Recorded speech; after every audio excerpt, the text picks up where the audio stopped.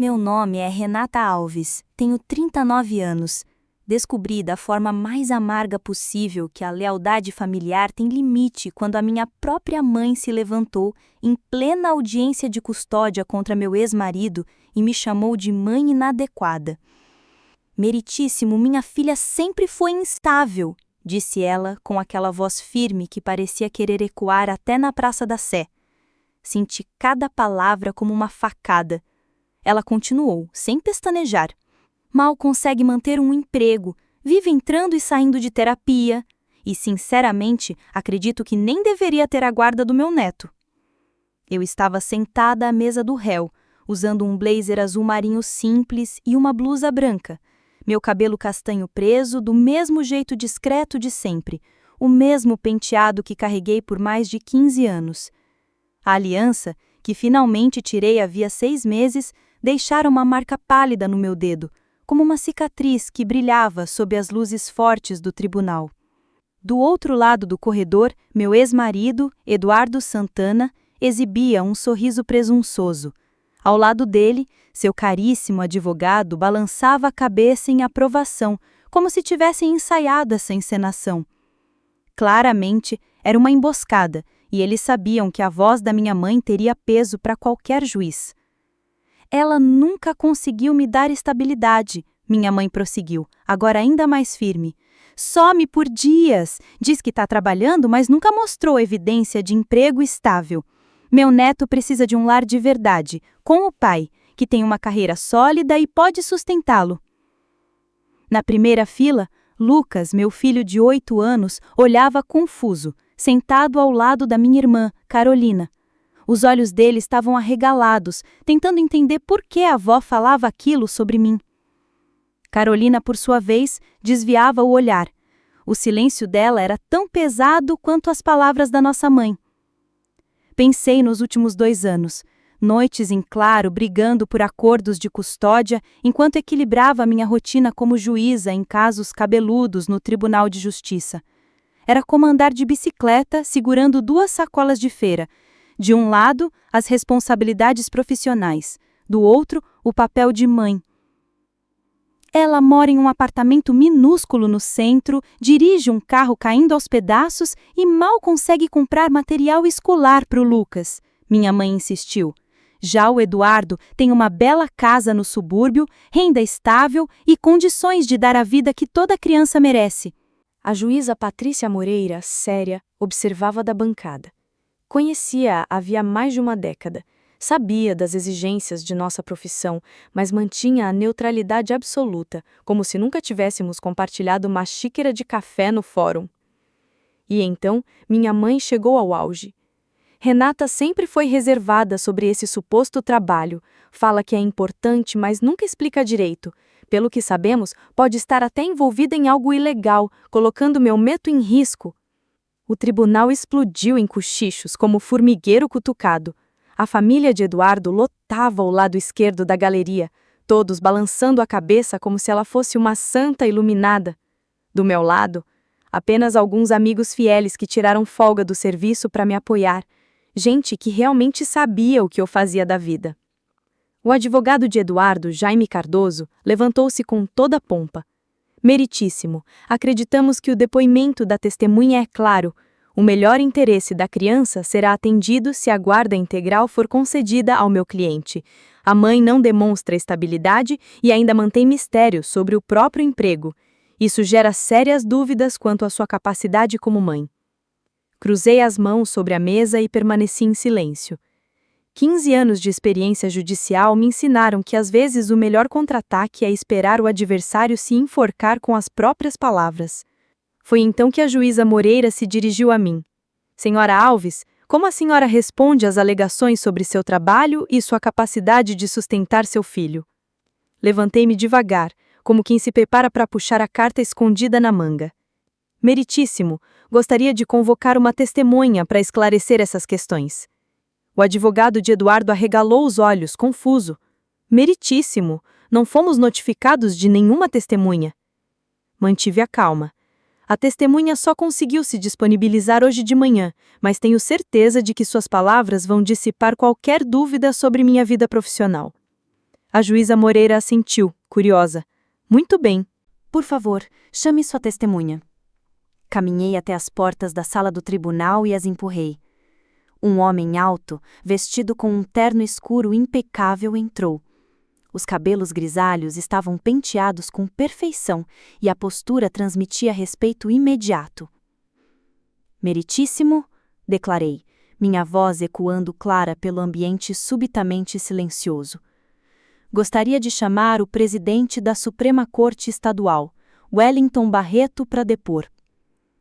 O murmúrio que percorreu a sala foi quase um trovão contido. O rosto da minha mãe passou da confiança para a confusão e logo depois para o horror, enquanto o magistrado caminhava até o banco das testemunhas. Presidente Wellington Barreto, iniciei, assumindo o tom profissional que me serviu bem por 15 anos. Poderia, por favor, me identificar para o tribunal? Ele me olhou fixamente e respondeu com voz firme, mas calorosa. A senhora é a honorável Renata Alves, juíza associada da Suprema Corte Estadual, onde atuou com distinção nos últimos 8 anos. O silêncio era tão denso que dava para ouvir o ar preso na garganta da minha mãe. O advogado de Eduardo Santana folheava papéis como quem procurasse uma saída de incêndio. E, desembargador-chefe Barreto, continuei, poderia descrever a natureza das minhas responsabilidades profissionais? A juíza Renata Alves preside alguns dos casos cíveis e criminais mais complexos do Estado, integra o painel de apelação em processos de pena de morte, comanda o Comitê de Ética Judicial e já redigiu diversas decisões históricas no campo do direito de família e da proteção da criança e do adolescente. Vi os olhos de Lucas se arregalarem, finalmente entendendo por que a mãe passava tantas noites até tarde no gabinete, cercada por pilhas de processos. Agora fazia sentido o porquê de ela falar com tanta propriedade sobre justiça e igualdade. Mais uma pergunta, meritíssimo, prossegui. Poderia esclarecer as alegações sobre a minha estabilidade financeira? Ele sorriu de leve antes de responder. A juíza Renata recebe um salário anual de R$295 mil, além de benefícios. É proprietária de um apartamento no centro da cidade, uma cobertura, na verdade, e mantém uma casa de férias nas montanhas. Suas declarações de renda são públicas, como exige a lei para todos os magistrados em exercício. Virei-me para o banco onde minha mãe estava sentada, de boca aberta, vendo seu depoimento cuidadosamente armado se desfazer como castelo de areia na chuva. Meritíssimo, disse a juíza Patrícia Moreira. Gostaria de explicar ao tribunal por que minha família desconhecia minha posição. Ela acenou, intrigada. 8 anos atrás, quando fui confirmada na Suprema Corte Estadual, decidi separar minha vida profissional dos meus relacionamentos pessoais. Não era vergonha, pelo contrário. Eu apenas queria que meu filho tivesse uma infância comum, sem carregar o peso ou o holofote de ser filho de juíza. Olhei para Lucas, que me encarava com uma mistura de orgulho e surpresa. Escolhi viver de forma simples. Dirijo um carro prático, faço compras em lojas normais, nada de boutiques chiques. Eu queria que ele entendesse o valor do trabalho e da humildade, não que crescesse arrogante pela posição da mãe. Eduardo Santana me observava como se nunca tivesse me visto. Durante nosso casamento, ridicularizava meu suposto trabalho entediante no cartório, sem jamais se dar ao trabalho de perguntar de fato o que eu fazia. O motivo pelo qual muitas vezes fiquei ausente, continuei, é porque presidi casos que duraram semanas, às vezes meses. O motivo pelo qual não pude comparecer a tantos eventos escolares é porque estava redigindo decisões capazes de afetar milhares de famílias no estado. Nesse momento, o desembargador-chefe Barreto interveio. Se me permite acrescentar, meritíssimo, a juíza Renata Alves tem uma das mentes jurídicas mais brilhantes que já conheci em 30 anos de magistratura. Suas decisões foram confirmadas por tribunais federais e ela é reconhecida nacionalmente pelo trabalho no direito de família. Retornei ao meu assento, mas já não era a ré. Eu era o que sempre fui, uma juíza em exercício, com 15 anos de carreira, conhecida pela integridade e pela defesa intransigente de crianças e famílias. Já escrevi decisões que retiraram crianças de lares abusivos, que garantiram acordos de guarda justos e que colocaram o bem-estar dos pequenos acima de qualquer outra consideração. O tribunal permaneceu em silêncio absoluto. Agora, ouvir a alegação de que eu seria incapaz de cuidar do meu próprio filho não era apenas uma mentira absurda, mas também um tapa na cara de todas as famílias que já protegi e de todas as crianças cujos interesses defendi dentro deste mesmo tribunal. Virei-me para encarar minha mãe, que estava pálida como uma folha de sulfite esquecida no fundo da gaveta. O mais doloroso era perceber que essas acusações vinham justamente de pessoas que nunca se interessaram pelo meu trabalho, que jamais perguntaram sobre minha carreira e que sempre presumiram o pior, sem sequer buscar a verdade.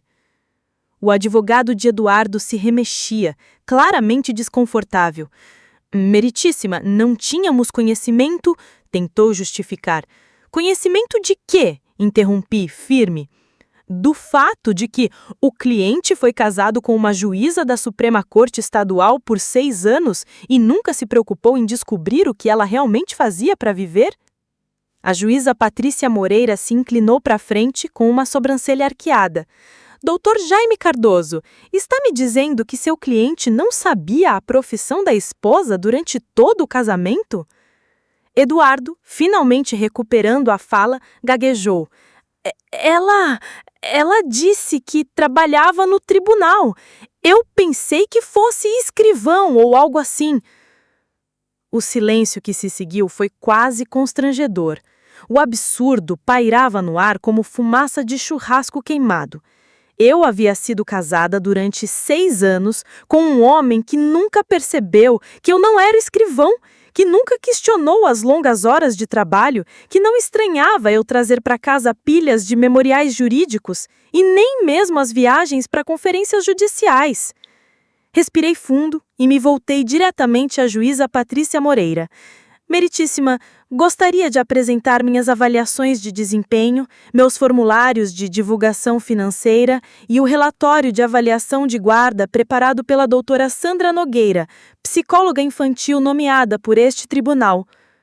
A juíza examinou os documentos com atenção. A doutora Nogueira a avaliou como uma mãe exemplar, com fortes vínculos com o filho e sem qualquer indício de incapacidade de cuidar ou orientar, leu em voz alta. Olhei ao redor da sala. Minha mãe, incapaz de me encarar, minha irmã, claramente constrangida, meu ex-marido com os olhos colados no chão e Lucas, que me fitava com orgulho e compreensão renovados. Meritíssima, continuei agora com mais firmeza. Dediquei minha carreira a garantir que o melhor interesse das crianças sempre esteja em primeiro lugar nas decisões de guarda. Já vi de perto o estrago quando pais usam os filhos como armas, quando familiares se viram uns contra os outros apenas por interesse e quando suposições tomam o lugar de provas. Ergui a cabeça, convicta. Solicito a guarda física integral do meu filho, com direito de visitas supervisionadas ao pai até que ele conclua as aulas de coparentalidade. Também peço que todas as futuras discussões sobre guarda sejam conduzidas sem a participação de familiares que já demonstraram disposição para mentir perante este tribunal. A juíza Patrícia Moreira assentiu, séria. Diante das provas apresentadas e do depoimento preocupante da mãe do réu, concedo a guarda integral à doutora Renata Alves. As visitas do pai serão supervisionadas pelos próximos 6 meses, podendo haver revisão conforme a conclusão satisfatória das aulas de coparentalidade determinadas por este tribunal. Assim que a sala começou a esvaziar, Lucas correu até mim e me abraçou forte pela cintura. Mãe, por que você nunca me contou que era juíza? Sussurrou. Ajoelhei-me para ficar na altura dele. Porque eu queria que você me amasse por ser sua mãe, não pelo meu trabalho. Ele abriu um sorriso largo. Mas eu acho muito legal. Isso quer dizer que você pode mandar as pessoas para a cadeia. Dei uma risadinha. Às vezes sim, mas na maior parte do tempo eu ajudo famílias a descobrirem como cuidar umas das outras. Minha mãe se aproximou devagar, já sem aquela confiança de antes. Parecia que o chão tinha sumido sob os pés dela. Renata, eu não fazia ideia. Sinto muito. Levantei-me, com o braço em volta dos ombros de Lucas. Mãe, você testemunhou sob juramento que eu era uma mãe inadequada, sem saber nada sobre a minha vida, minha carreira ou minhas capacidades. Você estava disposta a destruir meu relacionamento com meu filho com base em suposições e preconceitos. Os olhos dela se encheram de lágrimas. Achei que estava ajudando Eduardo, disse, com a voz embargada. Eduardo disse o que precisava para conseguir a guarda, interrompi, firme. E você acreditou nele, em vez de acreditar na sua própria filha. O tribunal já estava quase vazio, restando apenas alguns familiares e meia dúzia de curiosos que sempre aparecem nessas audiências, como se fosse novela da vida real. Durante 15 anos, você me perguntava o que eu fazia e eu dava respostas vagas porque queria privacidade. Mas você nunca insistiu, nunca demonstrou interesse de verdade. Presumiu que, como eu não me gabava das minhas conquistas, eu não tinha nenhuma. Olhei para minha irmã, Carolina, que chorava baixinho na primeira fila, tentando se esconder atrás de um lenço. Tornei-me juíza aos 31 anos, uma das mais jovens da história do nosso estado. Escrevi decisões que hoje são ensinadas em faculdades de direito. Protegi milhares de crianças e famílias. Dediquei minha vida à justiça e à imparcialidade. O desembargador-chefe Barreto, que aguardava respeitosamente na galeria, aproximou-se de mim. Renata, espero que esta experiência não a desanime de continuar seu excelente trabalho. Obrigada, desembargador-chefe, respondi. Pelo menos me lembrou por que nosso trabalho é tão importante. Ao sairmos do tribunal com Lucas segurando firme a minha mão, percebi que aquela experiência dolorosa tinha me ensinado algo valioso. Eu havia gastado tanta energia tentando proteger meu filho das possíveis complicações da minha profissão que acabei escondendo quem eu realmente era das pessoas que mais deveriam me conhecer. Mas, acima de tudo, aprendi que respeito baseado em suposições não vale nada. O que realmente importa é o respeito conquistado pela integridade. Esse, ninguém arranca. 6 meses depois, Eduardo concluiu suas aulas de parentalidade e recebeu direito à visita sem supervisão. Nunca se casou de novo e jamais voltou a questionar minha capacidade de sustentar nosso filho. Minha mãe até me mandou uma carta de desculpas, mas eu nunca respondi. Certas traições são como café queimado. Você até pode engolir, mas o gosto amargo nunca some. Hoje, Lucas fala com orgulho para os amigos que a mãe dele é juíza. Ele aprendeu a importância da justiça, da equidade e de defender o que é certo. Também entendeu que, às vezes, quem mais te ama pode ser quem mais te machuca, mas isso não diminui seu valor. Quanto a mim, deixei de esconder a minha luz. Descobri que se esconder só facilita para os outros te subestimarem. Passei a ter orgulho das minhas conquistas e ensinei ao meu filho que integridade e trabalho duro merecem ser celebrados. A mulher que entrou naquele tribunal sentindo-se atacada e sozinha era a mesma que saiu de lá vingada e fortalecida. A diferença não estava no que eu já tinha conquistado, mas na disposição de finalmente deixar que os outros enxergassem quem eu sempre fui. Justiça, no fim das contas, não é apenas aquilo que você oferece aos outros. Às vezes, é aquilo que você reivindica para si mesma. Agora me diz. Você acha que Renata Alves fez bem em omitir a seus familiares sua real profissão?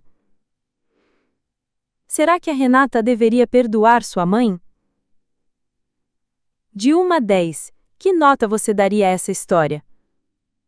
Ah, e não esquece de dar o seu like e se inscrever em nosso canal. Até breve!